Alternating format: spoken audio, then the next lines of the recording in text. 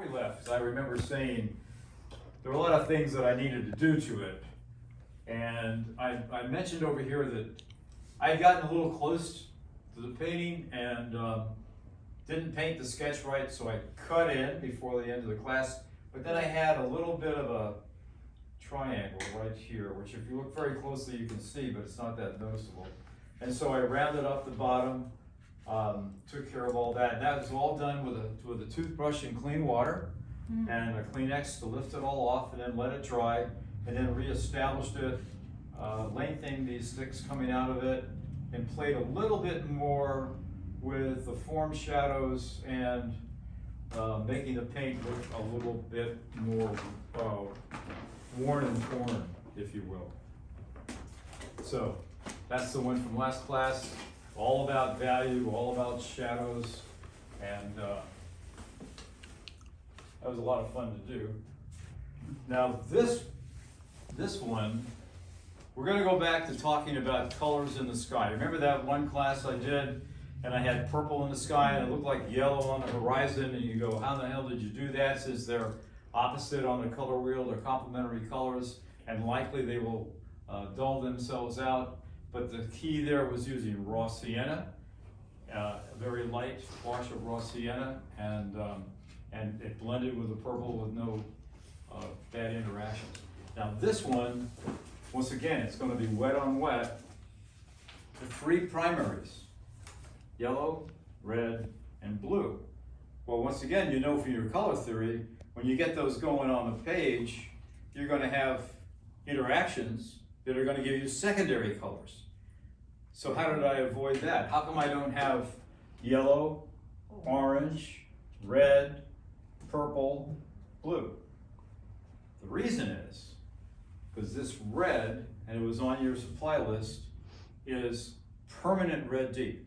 Permanent red has no purple in it, has no orange in it. Some of the reds that you can get, and some of the other primaries as well, they're called split primaries. They have a little bit of the secondary.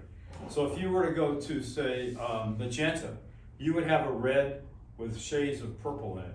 If you were to go to French vermilion, you'd have a red with a little bit of orange in it. And as far as blue goes, ultramarine blue, a little bit of purple. Phthalo blue, or the one that we use, Prussian blue, it's got a little bit of green in it. And then orange again, cadmium orange, a little bit of yellow, lemon yellow, a little bit of green. So you have to be kind of aware that when you mix these colors, if you're not mixing inward, if you're mixing outward, you're going to get a little bit of that complementary color distaste, that interaction that gets things a little cloudy, a little muddy, and isn't really perfect. So, yellow. I have a question. Where do you find that information out about the colors? Is that from the manufacturer, or is there a data sheet, or are you just from experience? Data sheet. Good question. Let me see. If I have a data sheet, could you make a copy of it? Yeah, you got it. Hold I on. have this thing. Hold on. Ed? Yep. Would this help? I don't know. I don't know what that is. I have my own data sheet. Well, it'd I've be, had this, I was in advertising for bazillion. However, it is embedded in the archives. different manufacturers, would it be different as far as No, not the the, same name? the colors won't pretty tell much you. go across the marketing. I mean, I'm sure there could He be gave us this somebody a long time who ago. didn't nail it with the way it's supposed to be. Okay. But stick with reliable brands of watercolor paint and you'll have no problem keeping that statistic right. I'll copy a page if Ah, finds one. yellows that have orange, the cool yellows that have green, the cool blues that have green, and the warm blues have purple. So I'll give you this list, and it tells you the brand names, Oh, cool. like Cool Reds, Alizarin Crimson, Phthalo Red Crimson, Rose Madder, Permanent Rose, Warm Red, Scarlet Lake Vermilion, Cadmium Red, Deep, Medium, and Light, Grumbacher Red, Chinese Red, Bright Red. Has all that stuff. I used to recommend that you have a palette that has all of the split primaries. So in other words, I would have two kinds of reds, one warm, one cool, blah, blah, blah, blah, blah. And I just got completely away from that because I don't need it really. Because if I go, especially with the red, with a permanent red, if I want to purple it up, I'll put some purple in it. If I want to warm it up, I'll put some orange in it. So I always love it when you go to. Just if there's a need, if anybody's missing a So color. I just need 3 of those to complement the total 5 for handouts. Just give me a few. But it's kind of an interesting phenomenon. Well, while we're at it, maybe I can find something else in here.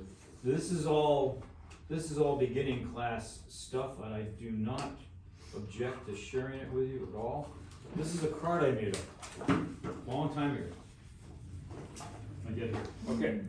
So if you've got the primaries and you're mixing them to get a secondary, what happens? So if you take a blue with green and a yellow with green, you get a good green. If you take a blue with purple and a yellow with orange, you get a green, but it doesn't compare that well. This was really unique. You want to get a purple, get a blue with purple and a red with purple. And down here, if you get a blue with green and a red with orange, you get that. Black. Down here, making orange, orangey red, orangey yellow, you get a great orange. Down here, you get a purpley red and a green yellow, you get that. So you can see that there is a distinct opportunity to knowing these colors and how they're going to interact. However, you always use a test strip. So if you're in a palette and you're mixing and you go, what is that going to look like on the paper? Well, let's go ahead and use a piece of scrap paper, and you get that. Be prepared as you attempt this sky. You want to have a mist bottle. You want to be able to blend these colors. Because I'm going to wet the paper first, and I'm going to put the colors on, and there's going to be a distinct barrier. So you have to get them to bleed. If the paper is wet enough and you tip it left to right, upside down and all, they will bleed on their own. Watercolors will paint itself. However, if the paper is not wet enough or if the brush isn't wet enough applying the paint, you're not going to get that kind of dramatic interaction. So, any questions yet? Speaking of mist bottles, I don't have mine. Okay, I got it. There we go. Okay, so in my estimation, the cardinal rule in painting wet on wet is to have your paints ready to go first. Then you wet your paper. Otherwise, you might be disappointed that it won't flow because it's not wet enough. So let me go ahead and get these colors ready. Once again, it's ultramarine blue, and then permanent red. Now these are going to be on the palette separately. They're going to mix on the paper.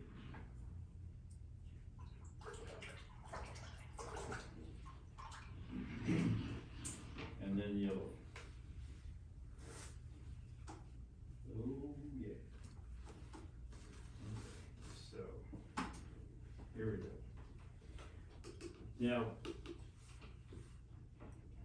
I anticipate, because I'm painting vertically, that I'm not going to have quite the same degree of intensity of color that I have in the sample sketch, because it's all going to flow downhill. I'm going to be down here catching it as it goes south on me, but you know, that's the way it goes. Okay, so let me just put this back up real quick. I'm going to wet the paper in the sky, around the buildings. Don't worry about the trees, don't worry about the telephone poles. We're going to go over all of that. We're painting from light to dark, so the darks will go over the light of the sky. We're going to wet the water, and especially under here. because we're looking through at the sky because these scaffoldings have gaps in them, right? So if you were to wet this, this, and this, and then leave that white, that you'd have to bring the rock wall all the way out. So we don't want to do that. So just a caution there. Okay, here we go. Starting at the top, and you're going to want to have your boards elevated a little bit. When I did that sample sketch, I had it elevated about, I don't know, 30 degrees, 35 degrees, something like that. Just enough to help. But I was really mindful that I needed to pick up the board and move it around so those colors would blend. Okay, so underneath the dot, down into the water, see already it's gonna go south on me because it's gonna follow the water.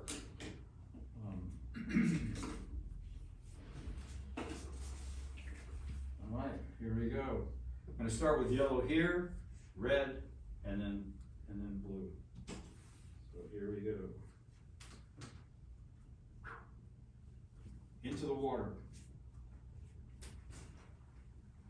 Okay, now red. It's got a little bit of yellow in it because I'm going fast, but that's okay. Red down through here, into the water. And you gotta come in with ultramarine blue.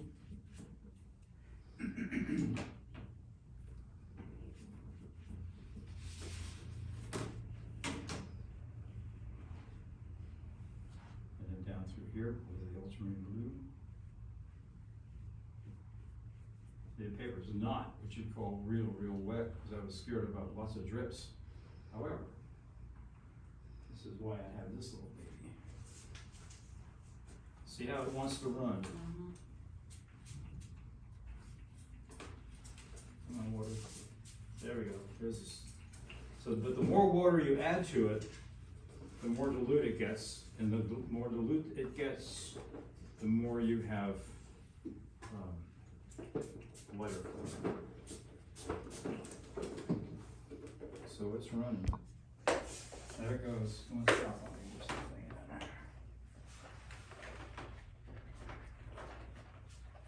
second. Okay. Now while it's still wet, you can continue to introduce color. And I think I'm gonna do that with the red a little bit. Especially up here on the top. There we go. Okay, watch out. You ought to be able to see what's going on here. Good thing you don't have good oriental carpets in here. I was just Dawn. thinking the same thing. That was my custom all of my clothes. Okay. Everybody's like, aren't you gonna do something with the floors? I said, no. Yeah. Is that why you had to cover the paintings? I have to cover the paintings to protect Ed Yeah. from having to purchase art. Okay, now, what you want to, big teaching point here, and I don't want you to miss out on it. You do not want, if you've got a lot of water and a lot of paint, you don't want it to settle in the center of the paper. You're going to have a lake, it dries, and it's not going to be good. So what you want to do is let it slide to either left, right, or top or bottom, and then take the thirsty brush and just lift it up. Okay. See, there it goes. I don't know if you can see it, I'm sorry. So just wicking that up, and it's got to flow one way or the other. So, a little bit different than the one that I did at home. However, it's gonna be fine. What I have to do now though is I've got to let it dry flat. Now that all the water and the paint is off on the margins, I've got to let it dry flat. Okay. I got what I needed. So let me put the other one up so you can see what's really. That's what we're doing. Don't forget, sky, water, and underneath the introductory watercolor sketch, you can see that I use dry brush. You see where it's skipped on the side? I get that effect where the brush not completely dry, but only damp enough to deposit paint on the top of the paper with a light touch. So I got this, what's the right word here? This texture effect on the side of the building. So if I were to paint a building, and I know that when it was first built, it was painted brown or red, and so when I go back to paint it, I should paint the whole building brown or red. And the answer to that is, please don't. And the reason I say that is because, especially when you're getting around these old shacks like the old barns in Pennsylvania and Indiana and upstate New York, or you go down to Captain Hiram's and you look at all the shacks that are out there falling in the water, depending upon how the light hits them, the color of those wooden buildings, the walls, can be brown, silver, purple, you name it. And if you work to capture that, you will create a great effect. And that's what I'm hoping to do now. I'm going to use 3 colors. I'm going to use raw sienna, burnt sienna, and purple. And I'm going to do that in such a way that when I do the brush stroke, it's going to be a dry brush. I'm going to overlap. The brush strokes are going to be vertical because I want the appearance that these are upward slats in the buildings. And I'll show you what I mean. So let me go ahead and take a flat brush and put these 3 colors on my palette. They will mix, but they won't mix on the palette. They're going to mix on the paper. So here we go. Raw sienna. Okay. Burnt sienna.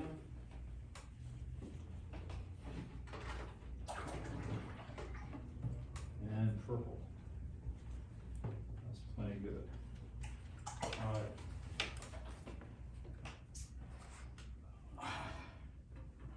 There we go. I'm going to start right here, vertical brush strokes with raw sienna. And I'm going to take, I got this little thing here, you can use a sponge or a rag, paper towel, whatever. I'm going to take a little bit of the water off the brush by just touching the ferrule like that. Now if I had a test strip, I'd do this just to check it, but I think I'm going to be okay. So I'm going to start at the top, under the eave, and go down, up, down. You can see the dry brush. Not a lot of it, but enough. Burnt sienna. Right on top.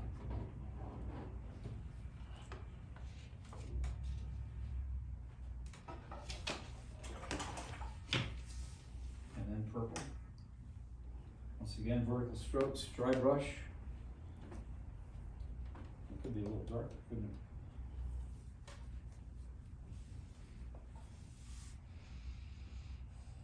There we go. And overlap them.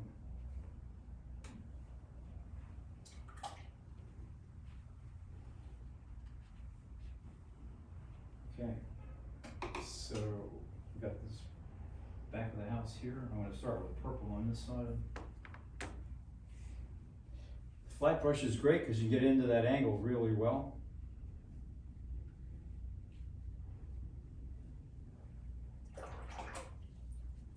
Sienna next.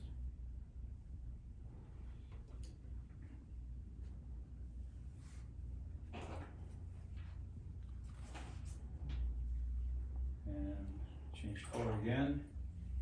There was a great master of watercolor named Edgar Whitney, and our buddy Tom Jones trained with him, and had nothing but high praise for him. And he said, and Tom passes this on, change color often.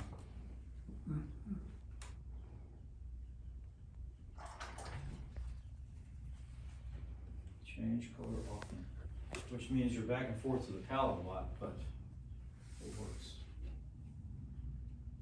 There we go. It's just guy over here.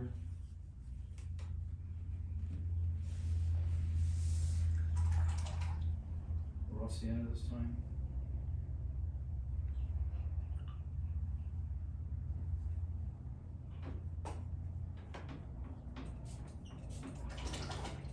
Raw sienna.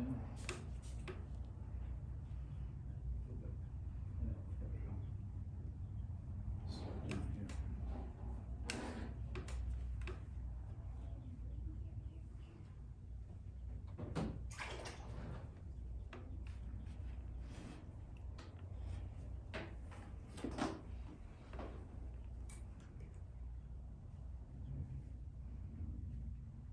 See, they're trying to get them to blend on the paper. Now, my brush is skipping around and giving me the white of the paper. And I'm going to accept that gladly because it's an important thing that happens. You do not want to cover up all the whites. When you get a little bit of white on the paper because the brush has decided to skip, consider that to be a gift because those little areas of white can really help create a glimmer effect on your painting. Let me see. Find that roof a little bit. And right there. Okay. So, raw sienna, burnt sienna, purple. And you can see where the rest of them have been applied. You don't have to use a flat brush to do that, but I find that getting the paint right up to close to something like an eave or an angle on a roof, the flat brush does it really well because of the nature of its shape. That looks a little odd, doesn't it? Well, you know what?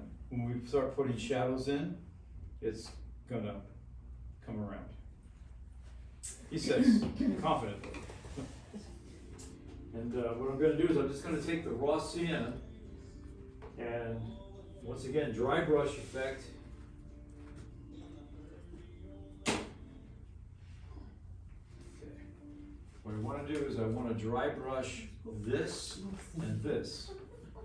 The brush strokes are going to be horizontal here and like this down here. So let me just make sure I've got just a little bit of paint going on. There we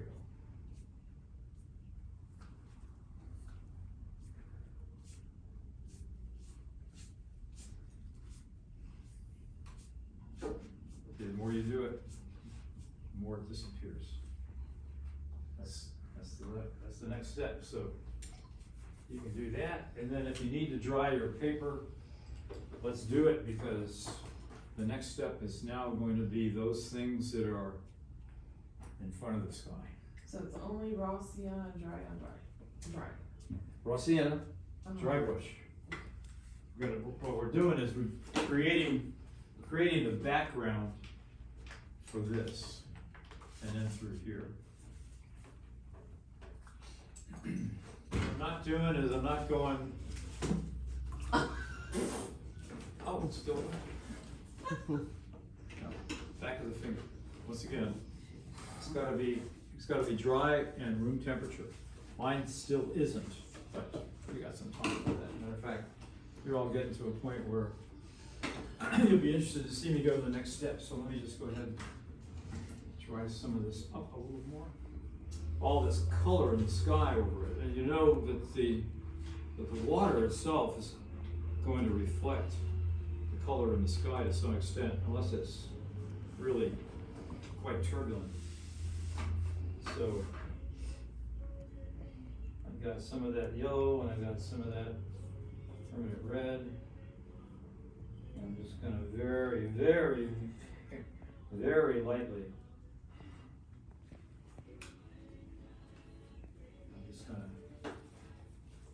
Follow this line a little bit here.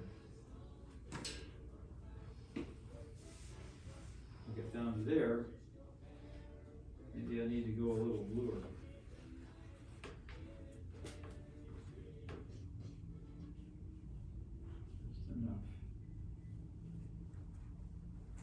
create some interest.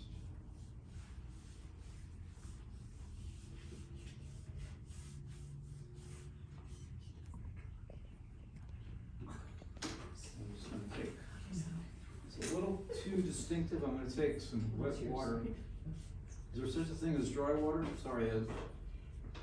I'm just gonna hit that just a little bit, like that, okay. So, now I've got up here. What I wanna do there, let me put this back. What I wanna do there is I wanna come in with ultramarine blue and burnt sienna, and I'm gonna use the chisel edge of a flat brush, which is this edge. You can do a straight line with it. And I'm gonna take those two colors, ultramarine blue, burnt sienna, side by side, and I get myself a dark brown by doing that. So I can take a round brush and just do this, but what I wanna do is use the flat brush, because it's gonna create, the brush all by itself, some interesting effects.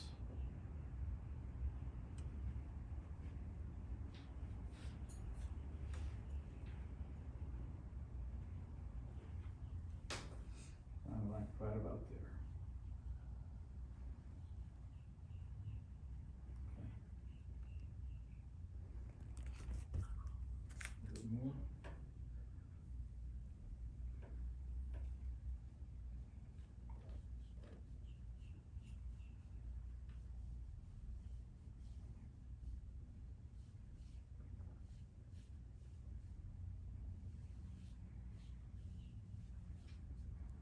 I'm gonna stop. And the reason I want to stop is going back to that thing about changing color. So I've got a dark brown with ultramarine blue and burnt sienna. I'm just gonna take some pure purple, and I'm just gonna put that in there, continue that line on, something like that. Okay. Now I've got the vertical posts, and I'm gonna bring them down the same distance, using the chisel edge. And what's to say these things have to be perfectly vertical? Very little. And add some purple to the next one. Now this guy's gonna go, I'm not sure it's on the sketch, but I'm gonna give this guy an angle. This guy gets an angle.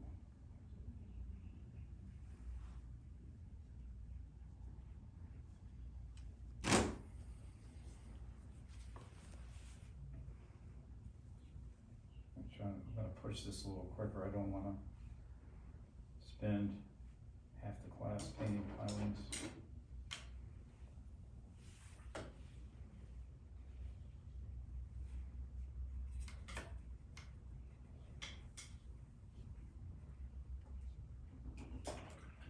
There we go. So I'm going to just check this real quick for those notorious drops of paint that want to slide down.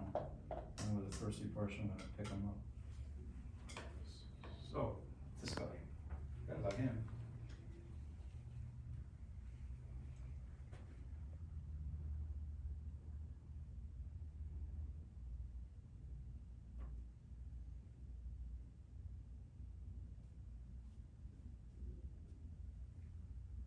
And we'll play with the light globe a little bit later. Turns out a different color, it's okay. So, got all our pilings in. We're gonna do reflections and I'll be towards the end. So what I did was I came in first and I grabbed some of the same sky color and I just followed the horizon a little bit, put a few horizontal stripes down here, not too many, because we'll put in a few a little bit later, and soften them up a little bit. And then the pilings and the dock, just like that.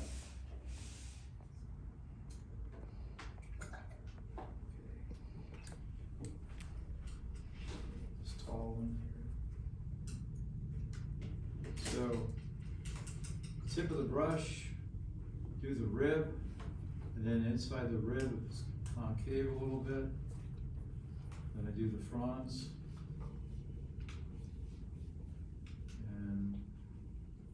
use the same color to do the trunk.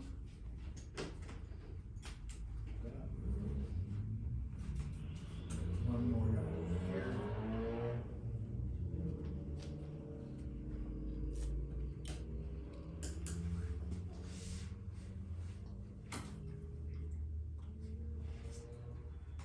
That looks a little artificial. Why do I say that? Because I painted both the trunk, the tree, and the pole on the same angle. That was something that was totally unintentional. So how does Ed fix that? Well, what he does is he hides one of them. Let's hide this one. You don't have to do that, that's just my error. And it makes sense to show you how incorrect that was. And now we've got all this foliage on the top. Now I'm gonna negatively paint the roof and the chimney. Everybody remember what negative painting is? That's when you create an image by painting the background. So you can see right there, there's a chimney. And then the roof underneath it. And it's all the same color? The color green, you mean? Yeah. Yeah. But I'm just taking this line and bringing it up. And I'm gonna do this fairly quickly. So I'm negatively painting the rooftops. Dead right there. So I just defined that eave by painting the background.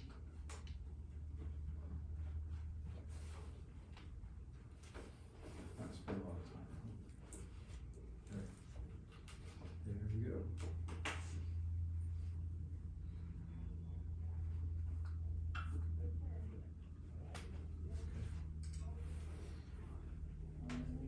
Right, so that should take just a moment, I think.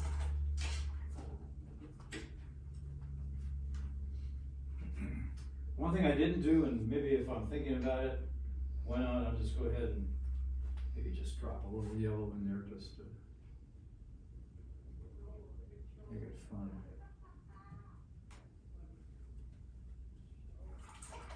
Let the paints blend together on the paper.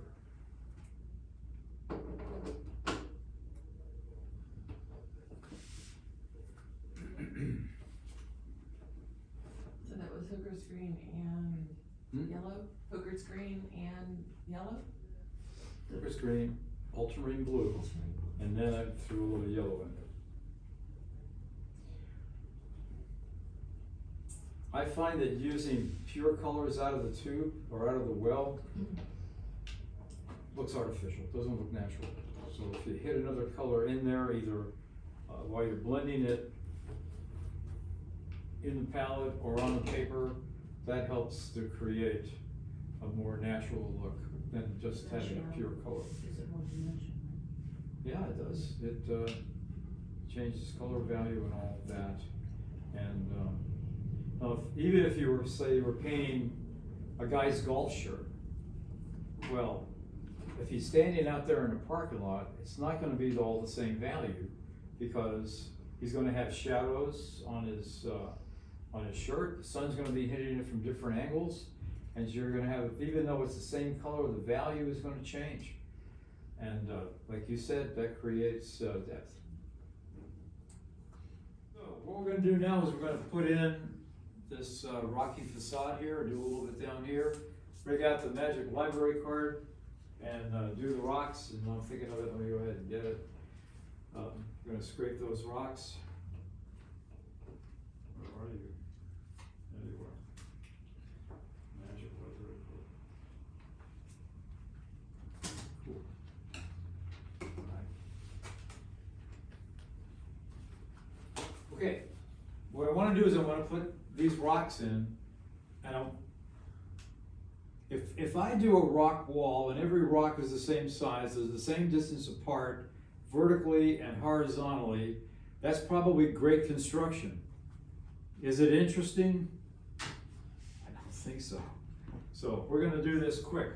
So I've got these colors on my palette. I've got raw sienna, burnt sienna, purple, and ultramarine blue, and I'm just gonna start grabbing stuff, okay? So here's a mixture of ultramarine blue and purple, and I'm just gonna go bam. And then I'm gonna go ahead with some raw sienna, and I go, no, that doesn't change the color much, did it? Here we go.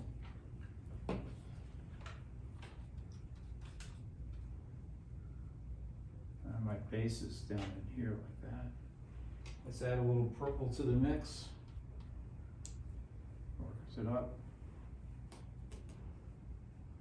They're everywhere, but they're not even. They're not even the same shape. How can you possibly get away with that? Because it's interesting.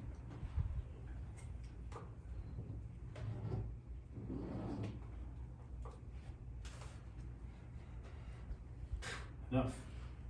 Okay. So here we go. Ultramarine blue, burnt sienna, a little bit of purple. The purple is showing up in a lot of this in a subtle way, simply to create harmony of color. So, where's the light? The light's over here, right? So, remember we were talking about when you scrape rocks, you scrape away from the light, that way the paint deposits on the opposite side, creating almost the appearance, and in most cases, the appearance of shadows. So, let me hit that. Oh, brother, that's beautiful. A little burnt sienna. I'm gonna stop. Light's coming from that direction, so I'm gonna scrape this way.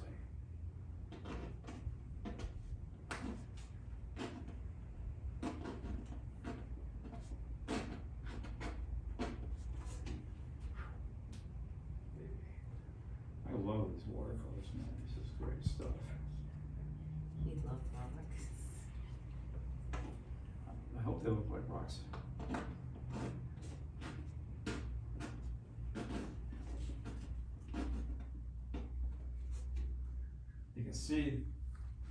You can see the purple, you can see the burnt sienna.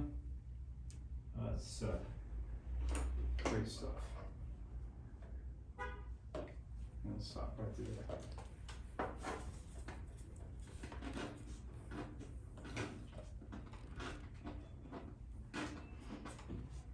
And then, just gonna take clean water and a clean brush.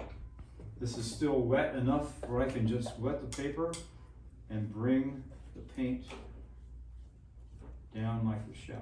Magic. Wow. You're so awesome.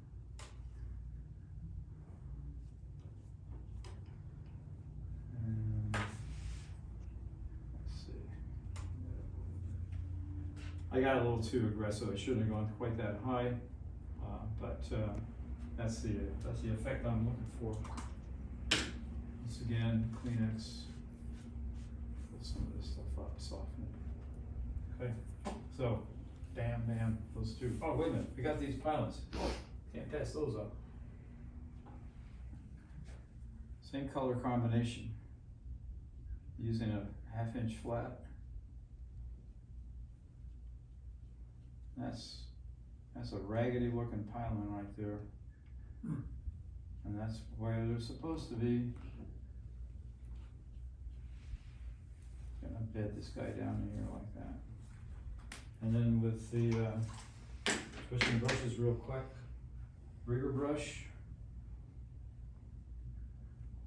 Tip of the rigger brush. There's some paint on it. Come on. Paint, please.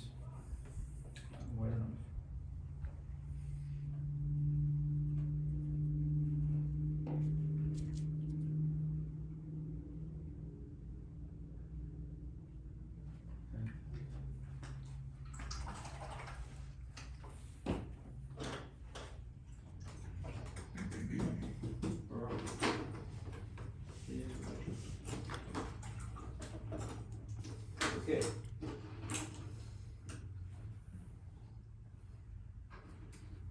create a dark using the ultramarine blue burnt sienna.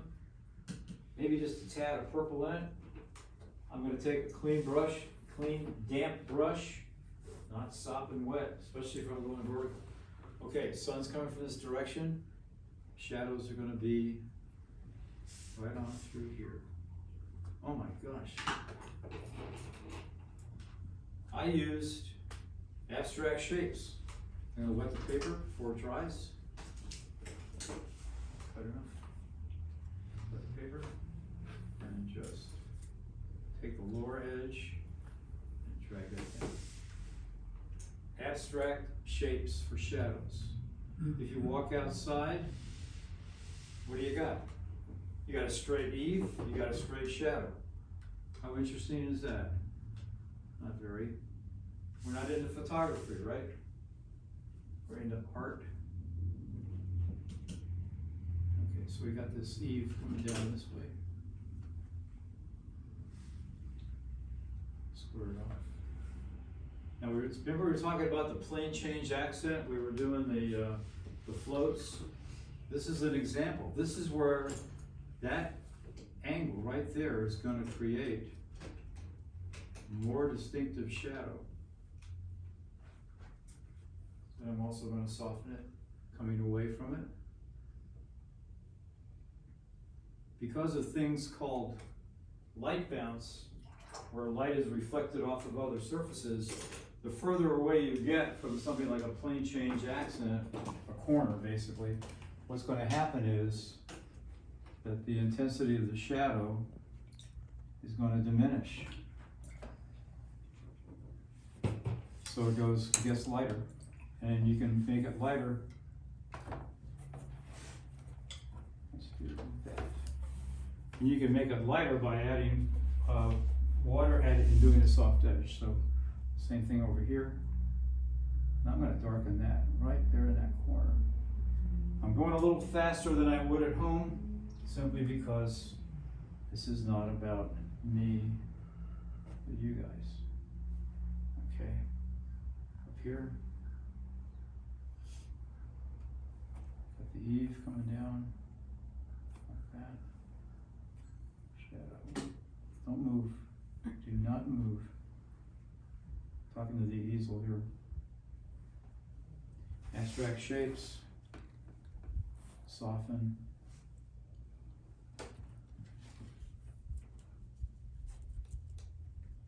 I haven't danced with this yet, so I have no clue.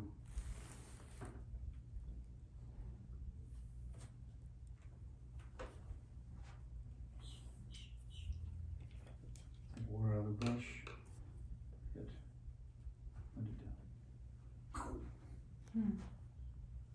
Okay, these all look flat. Sun's coming from this section, or actually the light. So what I want to do is I want shadows on the opposite side and underneath. So I just take and do a reverse L like this with the liner brush. I can pop all of these, and I'm doing it fast. All of these stones, bricks, whatever.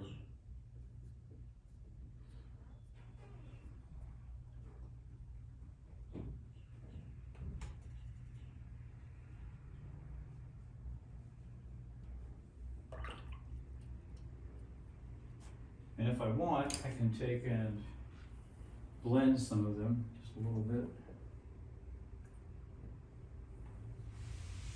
Creates the same falling shadow appearance as we did other areas. Okay.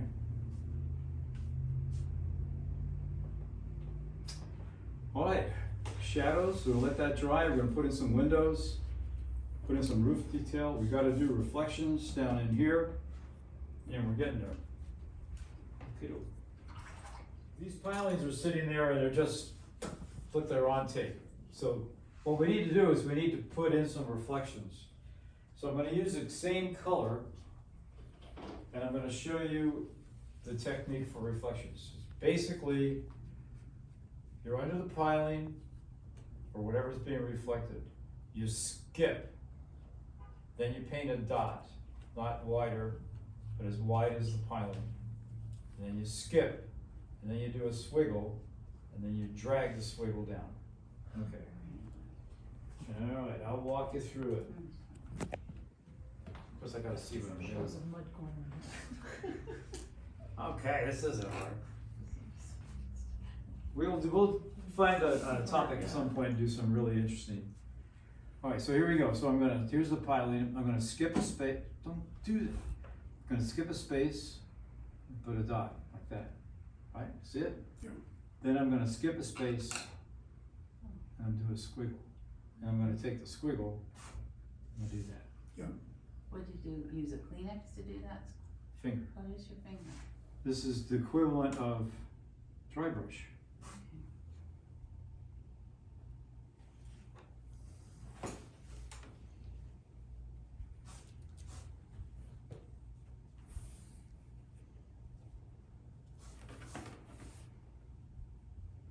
Just gonna paint. Squiggle.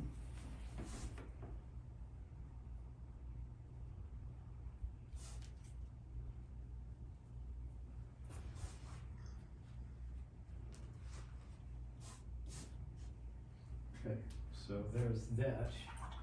And then, at some point what we'll do is when that dries enough, we're gonna cut through it like we did on that one piece.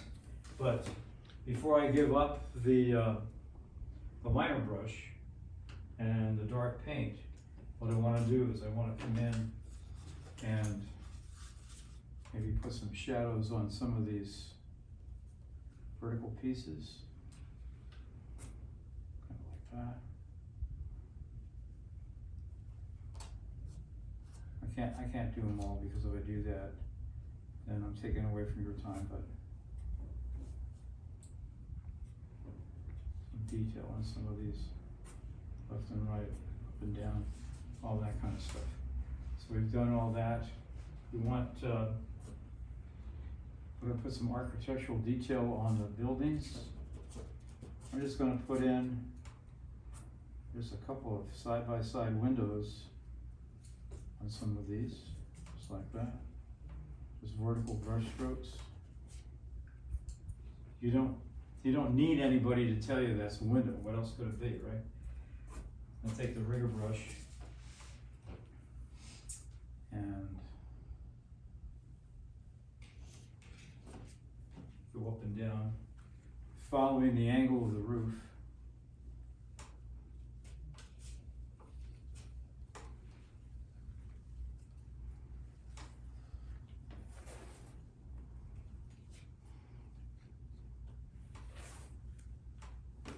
That. There's a whole lot of other stuff here that I probably need to do, but I'm not going to worry about it. You see I've got all this white. That can be fixed at home. I'm not going to burden you with watching it, but I want you to see this architectural detail here. These vertical lines up and down creates the illusion that we're looking at some vertical planks. And they're not everywhere, just enough here or there to do that.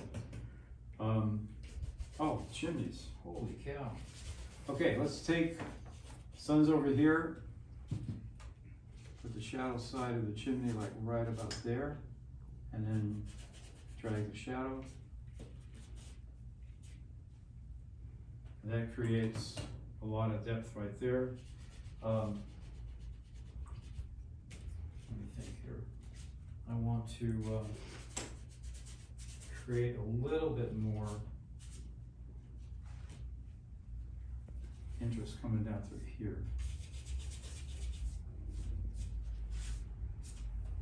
Okay, there we go. And then what they call the rack line, right? Should be darker.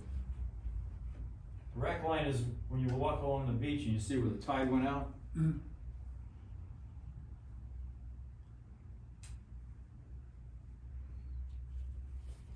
Just doing this real quick.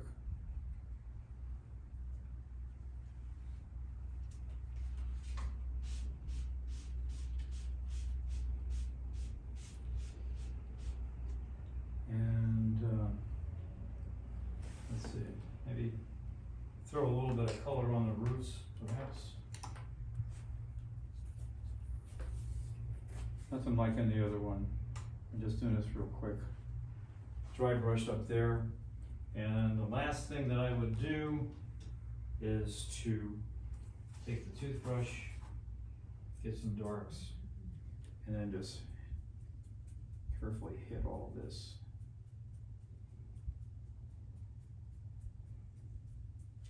This texture. And while I'm thinking about it, let's just put in a little bit more down through here. And I was talking about cutting those reflections from the pilings. I'll just do it real quick.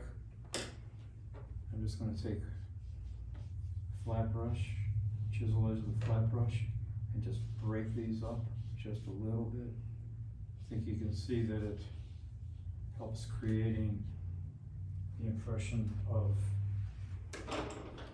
moving water. Okay.